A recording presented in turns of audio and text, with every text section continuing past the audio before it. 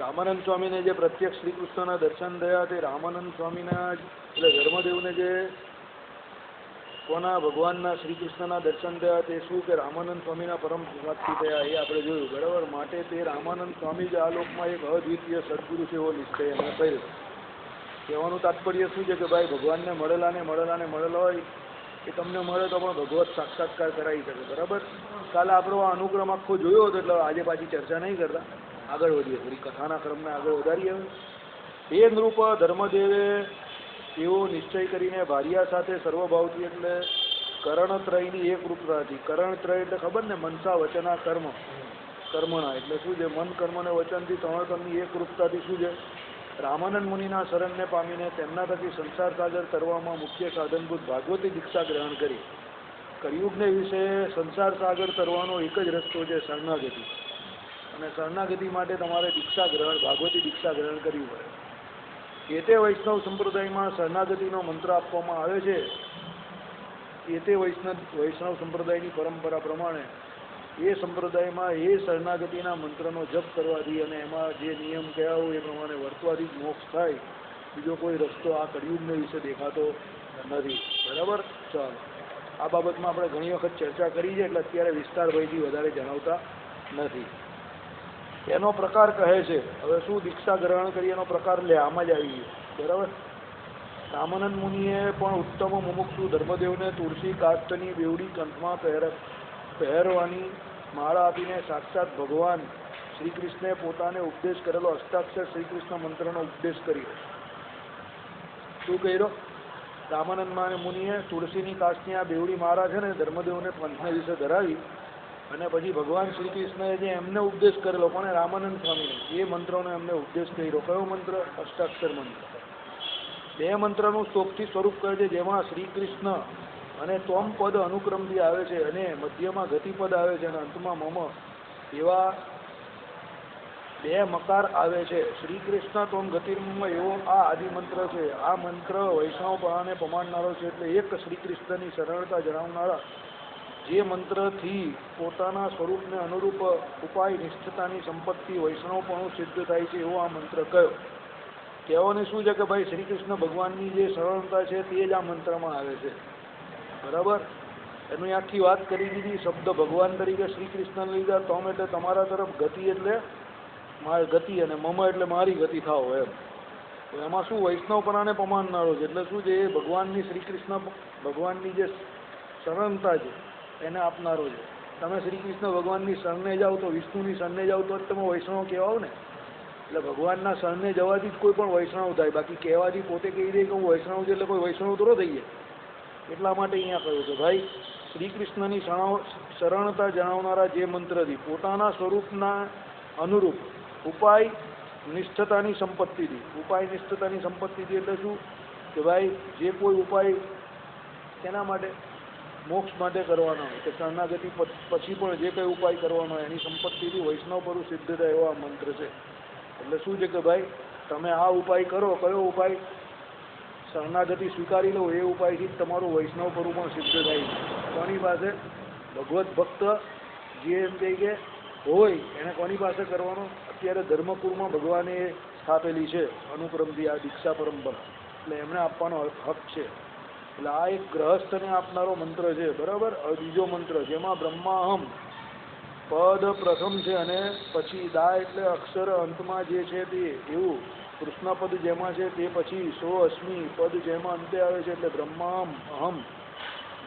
અહમ કૃષ્ણ દાસો અસ્મિ એવો બીજો આ મંત્ર છે. આ મંત્ર પણ સ્વસ્વરૂપના આવિર્ભાવ બ્રહ્મભાવને બોધ કરનારો હોવાથી તેમજ દાસ્ય લક્ષણ સેવાત્મક મુક્ત ઐશ્વર્યને જણાવનારો હોવાથી મુમુક્ષુજનોને વાંછિત ફળ આપનારો કયો છે. આ બીજો જે મંત્ર કયો પણ કયો સ્વસ્વરૂપના આવિર્ભાવ રૂપ બ્રહ્મભાવને બોધ કરનારો. એટલે શું છે કે ભાઈ પોતાનું સ્વરૂપ જે છે અક્ષરાત્મક જીવનું સ્વરૂપ જે છે એનો બોધ કરનારો આ છે. બ્રહ્માહમ એટલે હું છું બ્રહ્મના લક્ષણવાળો જે છે તે. દાસો અસ્મિ એટલે શું કે ભાઈ કોનો દાસ થાઉં? શ્રી કૃષ્ણ ભગવાનનો દાસ થાઉં. એટલે સેવાત્મક મુક્ત ઈશ્વરીયને પણ જણાવનારો હોવાથી દાસ્ય લક્ષણ સેવાત્મક મુક્ત ઈશ્વરીય. દાસ થવાથી બાજુ એવું નથી કે ભાઈ અહીંયા આ લોકમાં જે દાસ હોય તે હંમેશા કેવો હોય આઝાદીથી વંચિત હોય, ગુલામ બનીને રહેતો હોય, એવું નહીં, મુક્ત ઐશ્વર્યને જણાવનારું દાસપણ. એટલે ભગવાનનો ભક્ત થાય, મુક્ત થાય, પછી એક એવો ઐશ્વર્યને પ્રાપ્ત કરી દે છે. ચિદાકાશમાં જે મુક્તોને, નિત્ય મુક્તોને જે પ્રાપ્ય છે એ પ્રમાણે અહીંયાથી પણ જે મુક્ત થાય એને પણ એક પ્રકારનું પ્રાપ્ત થાય છે. કયું? મુક્ત રૂપે ઐશ્વર્ય એમ. એટલે જે મુક્તોને ઐશ્વર્ય છે એવું એ પણ મુક્ત થઈ જાય છે ને એવું ઐશ્વર્ય એને પ્રાપ્ત થાય છે. બરાબર? એટલે એમાં એને જે અષ્ટગુણની પ્રાપ્તિ થાય છે. માયાના જે એમ કે ત્રિગુણ જે છે અહીંયા, સત્વ, રજ અને તમ, એ 3 ગુણનો શું ત્યાગ કરી નાખે છે. બરાબર? ચાલો, એટલે એ શું કહ્યું કે મુમુક્ષુજનોને વાંછિત ફળ આપનારો કયો. આ પણ મુમુક્ષુજનોને વાંછિત ફળ આપનારો કયો. શાસ્ત્રમાં મંત્રો ગોપ્યપણે કયા છે, માટે આ સ્થળે 2 મંત્રો સાક્ષાત નહીં કહેતા યુક્તિ અંતરથી કયા છે. શાસ્ત્રમાં આ મંત્રો કેવા ગોપ્યપણે કયા છે, એટલે યુક્તિથી, એટલે અલગ અલગ શબ્દ કહીને કયા છે. તો આપણે સીધા સીધા કેમ વર્ણવી દીધા? તો ભાઈ કથા ઘણા બધા લોકો સાંભળતા હોય તો એમને એટલી સંપ્રદાયને મંત્રની ખબર તો હોવી જ જોઈએ. આ 2 મંત્ર મુખ્યપણે સંપ્રદાયમાં શરણાગતિના છે અને એ મંત્રનો જપ કરવાથી એમ કહે કે મુક્તિ પ્રદાન થાય છે, મોક્ષ પ્રદાન થાય છે. સંપ્રદાયના જે અનાદિકાળથી, એટલે ધર્મદેવના કાળથી, એટલે રામાનંદ સ્વામીના કાળથી જે આ મંત્ર છે તે આ 2 છે એ જણાવવા માટે આપણે જણાવ્યું છે. બાકી આમ જાહેરમાં આ 2 મંત્રનું ઉચ્ચારણ કરવાની ના પાડી છે શાસ્ત્ર. બરાબર? પણ હવે એમાં શું હોય, ઘણી વખત થોડું ઘણું તમારે બીજાનું, એટલે જે કોઈ એમ કહે કે હરિભક્તો હોય એનું ભલું જોઈને પણ તમારે કહેવું પડે. એટલા માટે જાહેરમાં આપણે અહીંયા બોર્ડ પર પણ એ મંત્ર લખેલા છે. કારણ કે કોઈને ખબર જ નહીં હોય તો બિચારો મંત્ર ઉચ્ચારણ કેવી રીતે કરવાનું. રામાનુજ સંપ્રદાયમાં આ ઘટના ઘટેલી. રામાનુજાચાર્ય એક જગ્યા પર ગયેલા, એક મંત્ર એમના ગુરુએ એમને શીખવાડ્યો કે આ મંત્રનો જપ કરવાથી એમ કે મોક્ષની પ્રાપ્તિ થઈ જાય, પણ જાહેરમાં એનું ઉચ્ચારણ જે કરે નર્કમાં જાય. એટલે હું તને કરું છું પણ તારે કરવાનું નહીં. અને રામાનંદ સ્વામી સીધા પેલા મોટો ગુંબજ આવે ને એની ઉપર ચડી અને જોરમાં ઉપર જ બોલવા માંડ્યા. એટલે રામાનુજાચાર્ય, સોરી, એના ગુરુ એને કહ્યું કે આ કોણ મૂર્ખ છે કે ઉપર બોલે છે? કે રામાનુજ છે. કે બોલાવો એને નીચે. તો નીચે બોલાવ્યા. એને કહ્યું કે તને ખબર વબર પડે કે નહીં? એમ કે આ મંત્રનું ઉચ્ચ સ્વરે ઉચ્ચારણ નહીં થાય, તું પણ ગુંબજ પર કેમ ચડી ગયા? કે તમે તો કહ્યું કે આ મંત્ર જેના કાનમાં જાય, જે એનો જપ કરે એનો મોક્ષ થઈ જાય, એને વૈકુંઠ લોકની પ્રાપ્તિ થાય. એટલે હું એ તો કરવા માંડ્યો. એ કે પણ જે ઉચ્ચ સ્વરે કરે એ નર્કમાં જાય છે. કે જવા દેવો નહીં, હું એકલો નર્કમાં જઈશ પણ બીજા કેટલા લોકો જશે એમ કહે વૈકુંઠ લોકમાં. પછી એના ગુરુને એની ભૂલ સમજાય કે સાધુ પુરુષનું લક્ષણ આ જ છે. પહેલાં તો બહુ ગરમ થયા, પછી એમને સમજાયું કે આ કોઈ વિલક્ષણ પુરુષ છે. બરાબર? એટલે ઘણી વખત શું હોય, શાસ્ત્રમાં જે કહ્યું હોય એ ગોપનીયતા રાખવાની હોય. ગોપનીયતા જરૂરી છે. બરાબર? ગોપનીયતા કેમ? અધિકારને હિસાબે જણાવી હોય કે ભાઈ બધાને તમે જાહેરમાં કહેતા હોય એવી રીતે નહીં એમ. પણ જે હરિભક્તો છે, સંપ્રદાયના સત્સંગી છે, એને તો એટલીસ્ટ ખબર હોવી જોઈએ ને. કે આપણે જે અત્યારે 70 થી 80% લોકો આ મંત્રનો જપ નહીં કરતા સવારે. એટલા માટે તો કહીએ જ આપણે તો ભાઈ જે કંઈ થશે તો મારું થશે ને. મને કહેવા મારી કંઈ બહુ ચિંતા નહીં રહી. સમજો? જે કંઈ થશે તો મારું થશે ને. મને કંઈ બહુ મારી ચિંતા નથી. બરાબર? એનાથી જો લોકોનું ભલું થતું હોય તો પછી એને જણાવી દેવાને એકવાર. હા, આપણે કંઈ એવી રીતે નહીં જણાવવાના કે ભાઈ એનો કંઈ અર્થનો અનર્થ થઈ જાય કે પછી એવી રીતે નહીં. પણ જે બેઠા હોય ને જે મુમુક્ષુ હોય એને જણાવી દેવાના. બરાબર? પછી એની ઈચ્છા, એને જપન કરવું હોય તો કરે. 2-5 જણા પણ સુધરે તો ફાયદો જ છે ને એને. બરાબર? તો બીજો આપણા આમાં કંઈ બીજો આપણો પોતાનો આંતરિક કોઈ સ્વાર્થ નથી. કંઈ કોઈ જીવ ભગવાનની શરણે જાય તો એનું બી સારું જ થવાનું છે ને. ચાલો, સાંપ્રદાયિક પરિભાષા કહે છે આ 2માં પ્રથમ મંત્ર શરણ મંત્ર કહેવાય છે. તે સામાન્ય એટલે ત્રૈવર્ણિક સત્સૂત્રો અને તેમની સ્ત્રીઓને સામાન્ય દીક્ષામાં આપવાનો સાધારણ કયો છે. પહેલો મંત્ર જે કહ્યો ને, જે તમને હું અત્યારે સવારે પૂજાને વિશે કહીએ છીએ બોલીએ છીએ જેનું જપ કરીએ છીએ એ કયો શરણાગત મંત્ર છે. તે સામાન્ય એટલે સાધારણ છે. કેવી રીતે? ત્રૈવર્ણિક એટલે શું? બ્રાહ્મણ, ક્ષત્રિય, વૈશ્ય અને સત્સૂત્ર અને એમની સ્ત્રીઓ એ બધાને કરવાનો છે. બરાબર? હવે એટલે એને સામાન્ય દીક્ષામાં આપવાનો. બીજો જે છે તે મહામંત્ર છે. તે મહાદીક્ષાના અધિકારજનોને આપવાનો કયો છે.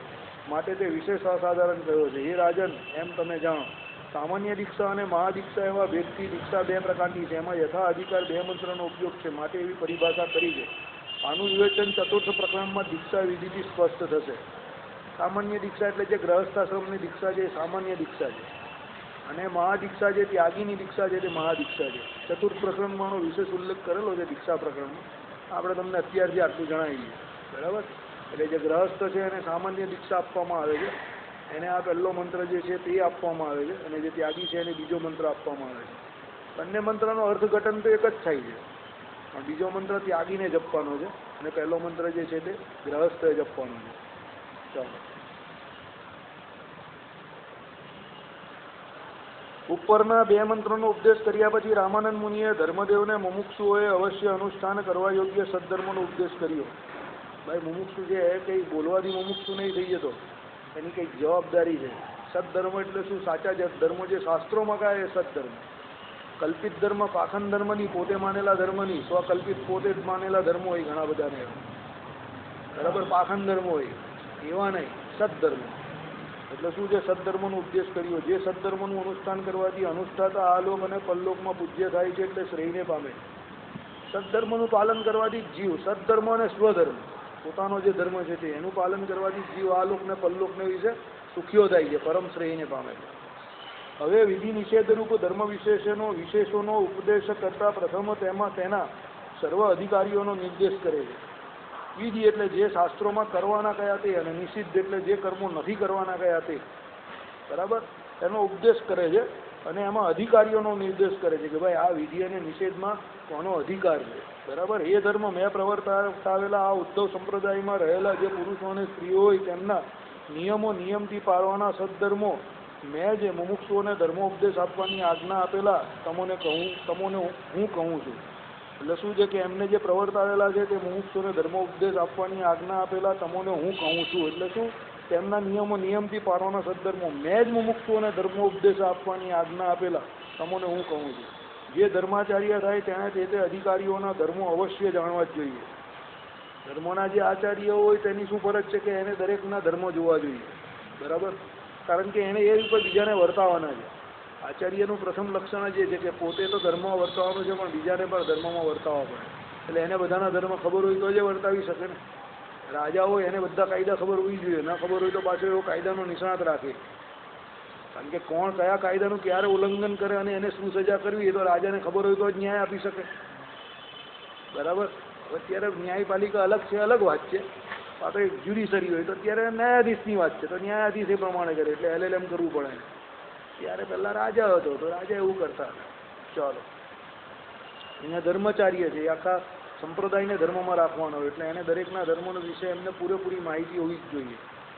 તો તેને સાંભળો. વિધિ નિષેધ રૂપ ધર્મ મધ્ય નિષેધ ધર્મ અધિક પ્રત્યવાય એટલે પાપ આપનારો હોવાથી પ્રથમ નિષિદ્ધના પરિત્યાગનો ઉપદેશ કરે છે. જ્યાં સુધી નિષેધ ધર્મનો ત્યાગ નહીં કરો, નિષિદ્ધ કર્મનો ત્યાગ ના કરો, ત્યાં સુધી વિધિ જે કરો તેનું ફળ મળતું નથી. મહાભારત કહે છે. એટલે પહેલા જોઈ લેવાનું કે નિષિદ્ધ કર્મ હું કોઈ નહીં કરતો ને, જેને કારણે હું આટલો દુઃખી થાઉં છું. આપણા બધાની જિંદગીમાં આ જ એક સૌથી મોટો પ્રોબ્લેમ હોય, સત્સંગી થયા પછી પણ. નિષિદ્ધ કર્મ જે શાસ્ત્રમાં કયા હોય એનો આપણે ત્યાગ નહીં કરી શકતા, આપણી પ્રકૃતિ જોડે જડાઈ ગઈ હોય ને એટલે આપણે જે વિધિ રૂપી કર્મ જે કરતા હોય એકાદશી આદિ, એનાથી આપણે જેટલી જોઈએ એટલી શાંતિ નહીં થતી. કેમ? નિષિદ્ધ કર્મનો ત્યાગ નહીં થયો ને એટલે પહેલા નિષિદ્ધ કર્મનો ત્યાગ કરી દેવો. નિષિદ્ધ કર્મનો ત્યાગ કરશો એટલે ઓટોમેટિક શાંતિ થઈ જશે. લોકો 50-50 વર્ષ મંદિર આવવા છતાં પણ સુધરતા કેમ નથી? બીજાનું પચાઈ પાડવાની, બીજાનું લઈ લેવાની એવી દાનત કેમ હોય? 50 વર્ષ મંદિર આવ્યા પછી પણ જો તમને એવી બીજાનું પચાઈ પાડવાની ને લઈ લેવાની દાનત હોય, એનું કારણ શું? નિષિદ્ધ કર્મનો ત્યાગ નહીં કર્યો એટલે, બરાબર. એટલે નિષિદ્ધ કર્મનો ત્યાગ ન કરો ત્યાં સુધી વિધિરૂપ જે કર્મ કયા એનું ફળ જોઈએ એવું મળતું નથી. આઈડિયા આવી ગયો? બરાબર. ના, નિષિદ્ધ કર્મની વાત આવે એટલે ભલભલાની બત્તી ગુલ થઈ. કોઈ એવું છાંટી ઠોકીને કહી નહીં શકે કે હું આખા દિવસ દરમિયાન કોઈ એવું નિષિદ્ધ કર્મ શાસ્ત્રમાં નથી જે હું નથી કરતો. એમ કરતા જ હોય બધા, થોડે ઘણે વખતે ઓછા હોય છે. અને એને કારણે આટલા બધા મંત્ર ઉચ્ચારણ કરવાથી કે માળા ફેરવવાથી કે આટલું બધું મંદિરમાં બેસવાથી કે ભગવત દર્શન કરવાથી જોઈએ એવી શાંતિ નહીં થતી, કે ભગવાનના માર્ગમાં આગળ વધીએ એનો અનુભવ નહીં થતો. આ નિષિદ્ધ કર્મનો ત્યાગ નહીં થતો ને એટલે ભગવાને કહ્યું ને એ પ્રમાણે જ્યાં સુધી માયાનું સુખ માનેલું છે અને માયામાં સુખ હોય ત્યાં સુધી નિષિદ્ધ કર્મનો ત્યાગ નહીં થાય, ત્યાં સુધી ભગવાનનું સુખ આવે નહીં. ભગવાનનું સુખ લાવવું હોય તો નિષિદ્ધ કર્મનો ત્યાગ કરો, માયાના સુખનો ત્યાગ કરો તો ભગવાનનું સુખ આવવા માટે. મહાભારત ગ્રંથ આવું કહે છે. આમાં પણ એ જ કહ્યું કે નિષિદ્ધ કર્મ કરવાથી વધુ પાપ લાગે, જેવું કે સત્યવાય એટલે પાપ. કશ્યાપી દેહીનો હિંસાના કાર્ય એટલે કોઈ પણ દેહીની હિંસા ના કરવી. માકડ લખેલું છે, આપણે માકડ જે કહે ને તે સ્પેલિંગ મિસ્ટેક છે. માકડ હોય કે મક્ષિકા હોય કે ગજ હોય કે અશ્વ હોય કે આ શુદ્ર છે, આ મહાન છે, એવી વિષમ દ્રષ્ટિનો ત્યાગ કરી દેહી માત્રનો દેહનો ઉચ્છેદ થતા દુઃખ તુલ્ય થાય છે એવી અવિષમ દ્રષ્ટિથી કોઈ પણ દેહીની હિંસા ના કરવી. મનસા વચના કર્મા કોઈ પણ નાનામાં નાના જીવની કે મોટામાં મોટા કોઈ પણ હોય એની હિંસા કરવી નહીં. અહિંસા પરમો ધર્મ, અહિંસા ધર્મનું હંમેશા પાલન રાખવું. જાણી અજાણીને પણ કોઈ પણ જીવને દુખાવવો નહીં. દુખાવવો કોઈને પણ એક પ્રકારની હિંસા જ છે. રાજી રાખવાના બધા, નાના મોટા બધાને. કોઈને દુખાવવાની પ્રવૃત્તિ આપણે શું કામ કરીએ? બરાબર. એટલે જો આપણો એવો સ્વભાવ હોય બીજા જીવને દુઃખી કરવાથી આપણામાં વિકૃતિ હોય, એવી આનંદ મળતો હોય તો એનો પહેલાં ત્યાગ કરી દેવાનો. એ આપણું કામ નથી, એ આસુરી સંપ્રદાય યુક્ત જીવોનું કામ છે. સમજ્યા? હમણાં જ મેં એક કથામાં સાંભળ્યું. એક વક્તા કહે કે અમે લોકો નાના હતા ત્યારે એક જગ્યા પર પિકનિક પર ગયા. ત્યાં ગયા ને તો પછી પેલા ગરીબ માણસો પણ ત્યાં આવે. એ લોકો અંદર ગયા તેમ કે મારી જોડે મારી મિત્ર મંડળમાં બધાને એવું થયું ચાલો થોડી મસ્કરી કરીએ, આ લોકોના બૂટ સંતાડી દઈએ. જે ગરીબ માણસ હતા ને એ લોકોને સામાન્ય માણસ બૂટ એટલે પેલા કામ કરવાના બૂટ આવે ને, પેલા આપણા રસ્તા બનાવે એના પેલા બૂટ, એ બૂટ. તો પેલા લોકો સંતાડવા ગયા એટલે પેલા બ્રાહ્મણ હતા એ કહે કે નહીં એવું નહીં કરે. એના બૂટ સંતાડવાથી આપણે શું આનંદ મળે છે કે એ લોકો ભાઈ સોચશે તો બહુ મજા આવશે. તો બ્રાહ્મણ કે નહીં એવું નહીં કરે, એનાથી કંઈ ફાયદો નથી. એક કામ કરો, તમારે આનંદ જોઈએ જ ને, દૂર ઉભા રહો, ના બધાના જે બૂટ છે ને એની અંદર રૂપિયો મૂકી દો.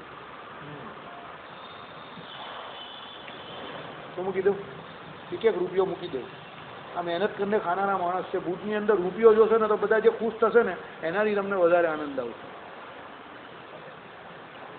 એટલે એમણે શું કર્યું, જેટલા લોકો બૂટ લેવાવાળા હતા એ બધાને કહ્યું એક રૂપિયો મૂકી દઉં. 1 રૂપિયો કંઈ બહુ મોટી રકમ છે એની મૂકી દીધી બધાએ રૂપિયો. તો પેલા બધા જેવા આવ્યા અને પગની અંદર ખનખન પેલું કંઈ વાગે એવું લાગ્યું એટલે કહ્યું આ તો અંદરથી રૂપિયો નીકળ્યો. બધા ખુશ થઈ ગયા. બધા કંઈ મારા જૂતામાં પણ છે, બધા કંઈ પેલા બધા ખુશ થઈ ગયા. પછી પેલા કહ્યું જો આમાં કેટલી ખુશી છે તે જોઈ લો, આ કેવા રૂપિયામાં કેટલા ખુશ થઈ ગયા. કહેવાનું તાત્પર્ય શું છે? બીજાને ખુશ જોઈને ખુશ થવાની કોશિશ કરો. બીજાની ખુશીમાં પોતાની ખુશી શોધો. બીજાને દુઃખી કરીને કોઈની ખુશી શોધવી એ નકામા માણસનો, આસુરી સંપ્રદાય યુક્ત લોકોનું કામ છે. દુઃખ ક્યારે થાય કે બહારનો માણસ કોઈ આવું કરે તો આપણે ઇટ ઇઝ એક્સપેક્ટેડ, ચાલ એ તો એવા જ છે. પણ કોઈ મંદિરે આવતો જીવ આવું કરે ત્યારે આપણે બહુ દુઃખ થાય કે મંદિરે આવે ને પછી આવું કરે. ધિક્કાર છે આના જીવન પર. તો મંદિર આવો પછી બીજાને દુઃખી કરીને દુઃખી થાવ એમાં શું મજા આવે? બરાબર. એટલે એ ખોટું કાર્ય છે, એવું ન કરવું. બીજાને સુખી રાખવાની કોશિશ કરો, ખુશ રાખવાની કોશિશ કરો. નાની મોટી ઘણી બધી ખુશી કંઈ એવું નથી કે તમે 100 રૂપિયા આપો કે 1000 રૂપિયા આપો કે કોઈને લાખો રૂપિયા આપો તો જ કોઈ ખુશ થાય. એ તમારી ભ્રમણા છે. તમારી ભાવના એવી હોવી જોઈએ કે કોઈને ખુશ રાખવા છે. ઘણી બધી નાની નાની બાબતમાં પણ તમે ઘણા બધા લોકોને ખુશ કરી શકો છો. એવું નહીં કે ખુશ નહીં કરી શકો. અને દુનિયામાં આનંદ મેળવવાનો બધાનો અધિકાર છે, એટલું માનો. અને ભગવાને તમને કંઈક થોડું ઘણું દીધું છે, એવી કળા આપી છે, તો પછી એ બીજાને ખુશ કરવામાં વાપરો ને. એને હું કામ બીજાને દુઃખી કરવામાં વાપરો? સમજો, તમને કદાચ રૂપિયા વધારે આપેલા છે કે સત્તા આપેલી છે કે કદાચ વાણી આપેલી છે તો એનાથી તમે બીજાને ખુશ રાખો ને, રાજી રાખો ને. દુઃખી શું કામ કરો? કોઈને દુઃખી કરવાથી તો કંઈ ફાયદો છે જ નહીં ને. એટલે અહિંસાને બહુ પરમો ધર્મ કહ્યું છે શાસ્ત્રકારોએ. અને હું તો એક વસ્તુ, આપણે તો બહુ સીધી સાદી વાત, અર્જુનની આંખ જેવી દુનિયામાં જ નજર રાખવાની.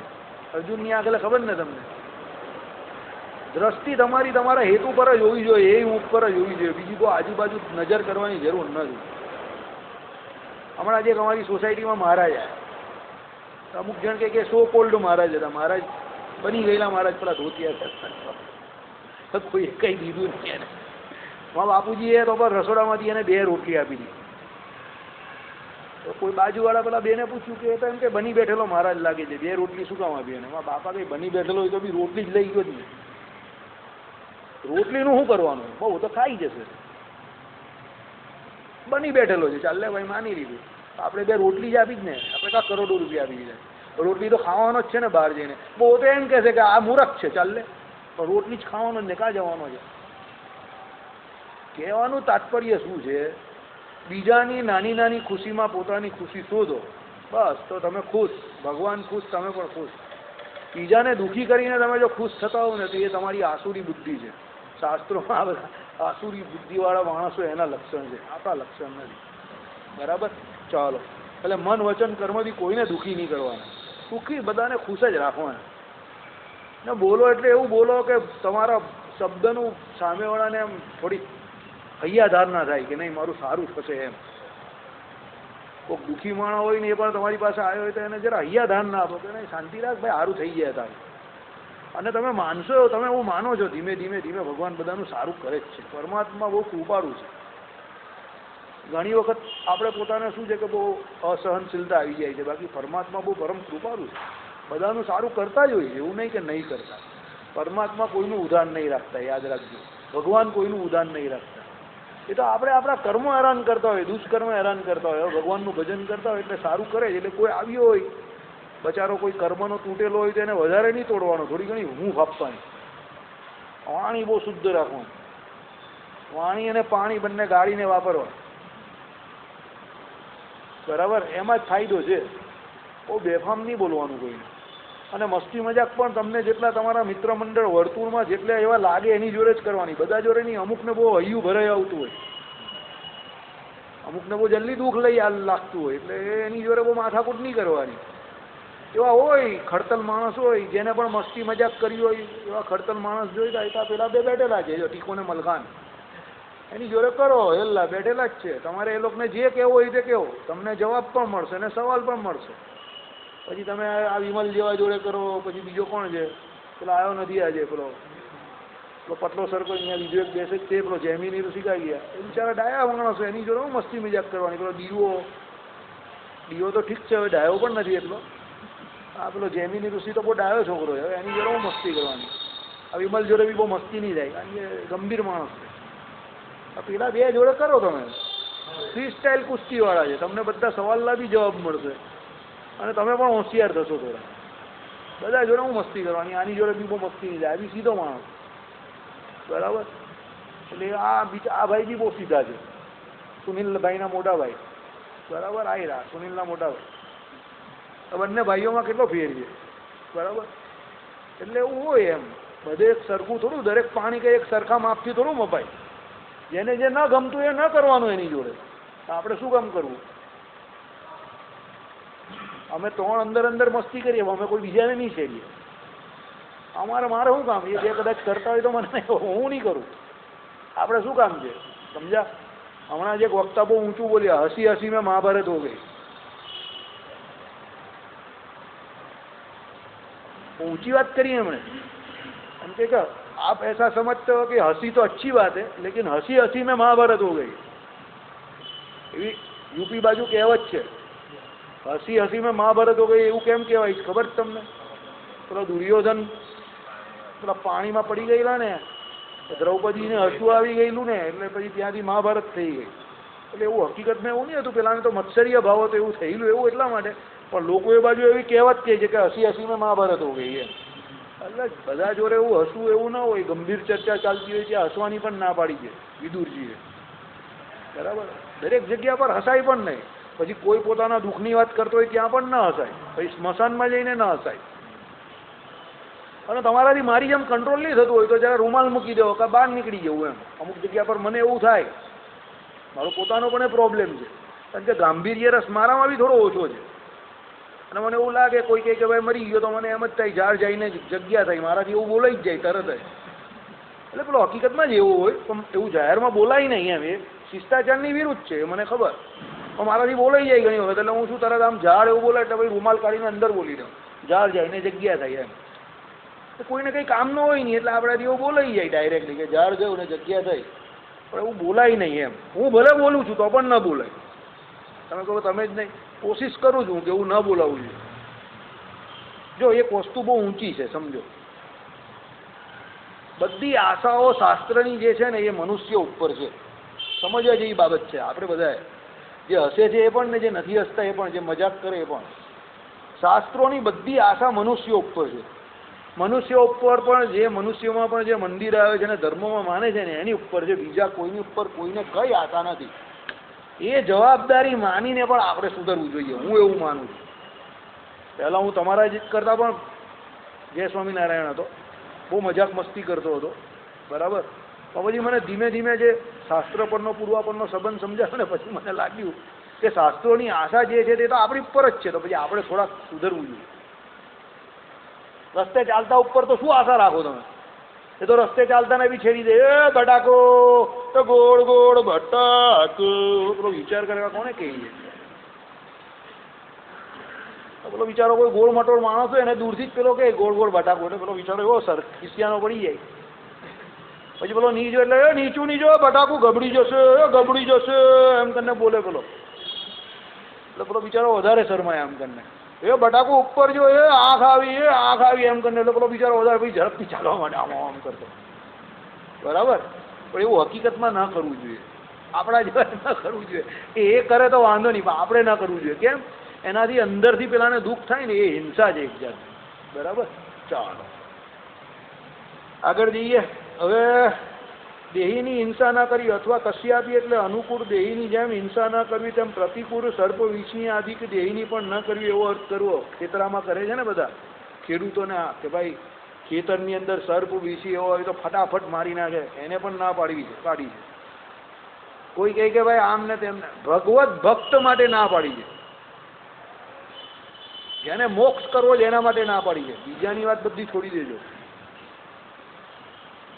સુરતથી ગાડી જતી હોય, જેને ભૂસાવલ ટ્રેક પર જવું હોય એના માટે બધી છૂટ છે. પણ જે પછી સારી ટ્રેનમાં બેસીને એસી કોચમાં બેઠો હોય અને એની અંદર પાછો જતો હોય મુંબઈ જેવા મોટા શહેરની અંદર ને આજુબાજુ પબ્લિક સારું હોય તો એના માટે બધી છૂટ નથી.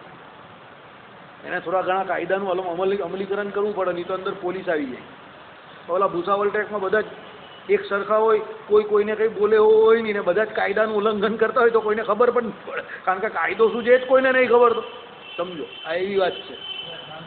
હા, આપણે મોક્ષ કરવો જ ને, સમજો. તો આપણે એ વાતનો ખ્યાલ રાખવાનો. જે રસ્તે ચાલતા છે અને જેને કંઈ નથી એના માટે કોઈ ધર્મ નિયમ નથી. આપણે મોક્ષ કરવાનો છે એટલે આપણે ખ્યાલ રાખવાનો. અહીંયા એ જ વાત કરેલી છે. શું? પ્રતિકૂળ જે દેહી હોય, સર્પ હોય, વિષી હોય, જે બીજાને મારી નાખનારા છે પોતાના ઝેર દ્વારા, ડંક દ્વારા, એને પણ ભગવત ભક્તે જાણી જોઈને મારવો નહીં, બરાબર. ચાલો. કાપી ના કાર્યા તાંત્રિક એવા પણ વિધિ દેવી પૂજનાદિ નિમિત્તમાં ન કરવી. આઈડિયા આવ્યો? તાંત્રિક એવા પણ વિધિ દેવી પૂજનાદિ નિમિત્તમાં પણ ન કરવી. એટલે શું છે કે ભાઈ અમુક પેલા તંત્ર મંત્ર કરનારા હોય ને, કે અમુક તંત્ર એવો હોય કે એમાં પેલી હિંસા કરવાની હોય અમુક, કે ભાઈ આને મારી નાખો, આની બલી ચડાવો ને પેલાની બલી ચડાવો ને બધું અત્યારે પણ થાય છે. ઘણા બધા રાજસ્થાનના એવા જગ્યા છે જ્યાં થાય છે, ગુજરાતમાં થાય છે, પેલી બાજુ તો ઉપર કામાક્ષી દેવી ને એ બાજુ તો ઘણી બધી આવી હિંસા થાય છે, તાંત્રિક રીતે બધા હોય ને. પણ એ આપણે ના કરવી ભાઈ. ભગવત ભક્તે કોઈ પ્રકારની હિંસા ના કરવી, કોઈ વસ્તુની પ્રાપ્તિ માટે પણ ન કરવી. કોઈ વસ્તુની પ્રાપ્તિ માટે પણ કોઈની હિંસા ના કરવી. અહિંસા શ્રેષ્ઠ રસ્તો છે. અને એક વસ્તુ હંમેશા યાદ રાખજો, આપણા જીવનના સંઘર્ષથી આપણું ઘડતર થાય છે. એના માટેનું શ્રેષ્ઠ ઉદાહરણ રામાયણનું રામચંદ્ર ભગવાનનું છે. રામચંદ્ર ભગવાન વનવાસથી આવ્યા તો પહેલા કોને મળવા ગયા? કેમ કૈકેયીને મળવા ગયા? એને પાછું પહેલું સંબોધન શું કર્યું ખબર તમને? કૈકેયીને શું કહ્યું હમણાં ખબર તમને? શું કહ્યું ખબર તમને? તમને ખબર શું કહ્યું? તમને શું કહ્યું? તમને ખબર છે શું કહ્યું કૈકેયીને? માતા કહી, જનની કહી. કૈકેયીને માતા કહી, રામચંદ્ર ભગવાને જનની કહી. કૈકેયીજી આમ કરીને ઊભા થઈ ગયા કે 14 વર્ષના વનવાસ પછી આટલી બધી તકલીફ પછી આ માણસ અહીંયા આવીને મને માતા કહી છે, હું કેવી રીતે માતા હોઉં? માં હોય તો આ કામ કરે?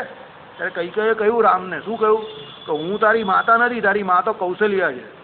મારા જેવાની કુખે રામ આવે જ નહીં, જન્મ જ નહીં લે. રામ તો કૌશલ્યાની કુખે જ થાય. ત્યારે રામચંદ્ર ભગવાને શું જવાબ આપ્યો? માતા તો તું જ છે મારી. કેમ? રામને રામ બનાવનાર તમે છો એમ કે. જો રામ એ દિવસે ગાદી પર બેસી ગયો હોત તો રામ રામ ન બનત.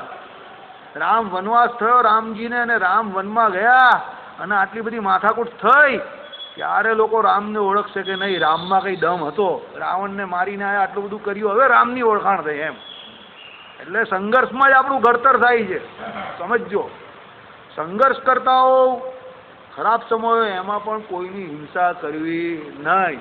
એ આપણા ઘડતરનો સમય છે એમ માનીને કે ભાઈ અહીંયા અત્યારે શાસ્ત્ર પ્રમાણે વધારે વર્તવું જોઈએ. ધર્મદેવજીને કેટલી બધી ખરાબ પરિસ્થિતિ થઈ ગયેલી, કેટલો સંઘર્ષ હતો, પણ ધર્મનો ત્યાગ ક્યારેય નહીં કર્યો.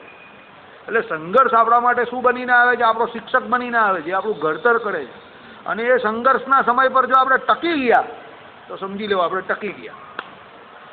તો સત્સંગમાં આપણો પગ કાયમ માટે ટકી ગયો તો ટકી ગયો. જો બહાર નીકળી ગયા, કોઈ છગન મગન આવીને કહે કે આમાં હું તારા ભગવાન તો કઈ તારી આ સામે જોતા નથી, ચાલ હું તને બાબાજી પાસે લઈ જાઉં, બાબાજી ચોટીમાંથી કંઈ કાઢશે હમણાં, એમ કરીને તમને કોઈ ગુફામાં લઈ જાય ને પછી ખોવાઈ જાવ તમે, બરાબર? એટલે સંઘર્ષના સમયમાં ભગવાનને સાચવી રાખવા, વૈષ્ણવી દીક્ષા જે લીધી હોય તે, મંત્ર જે તમે જપતા હોય તે બધા ઉપર વિશ્વાસ રાખીને જે કરતા હોય એ પહેલાં કરતાં ડબલ વેગે કરો, તો તમારો સંઘર્ષ જે છે તે રંગ લાવશે ગમે ત્યારે, બરાબર? ચાલો, એટલે શું કહેવું અહીંયા કે ભાઈ તાંત્રિક એવા પણ વિધિ દેવી પૂજન આદિ નિમિત્તમાં ન કરવી, એટલે હિંસા ન કરવી. આપણે તો એ બધું મંત્ર જંત્ર તંત્ર કરવાનું જ નથી, સમજજો. અહીંયા એટલા માટે લખ્યું કે આ એક સામાન્ય શ્લોક તરીકે કહેલો છે, એટલે બધા માટે કહ્યું છે. આપણે તો ખ્યાલ રાખવાનો છે કે આપણે તો ભગવાન સિવાય બીજા કોઈ શુદ્ર દેવતાનો, આવા તામસી દેવતા હોય એનો કોઈ મંત્ર જંત્ર તંત્ર બધું કંઈ કરવાનું જ નહીં. આપણે તો સીધા સીધા ભગવાનનું ભજન કરવાનું. ભૂત પ્રેતનો ઉપદ્રવ થાય ત્યારે પણ શું કરવાનું કહ્યું? ઘનશ્યામ બોલ આપણે ભગવાને. તમે ઘનશ્યામ જો, તમે ઘનશ્યામ જો, નામ બદલી નાખ્યું, બોલ ઘનશ્યામ. ભૂત પ્રેતનો ઉપદ્રવ થાય તો કયો મંત્ર બોલવાનો, શું કરવાનું કહ્યું? નારાયણ કહો છે ને, હનુમાનજીનો મંત્ર બોલે તો ઉપાસનાનો ભંગ નહીં થાય? કેમ ન થાય? હે? કેમ ન થાય?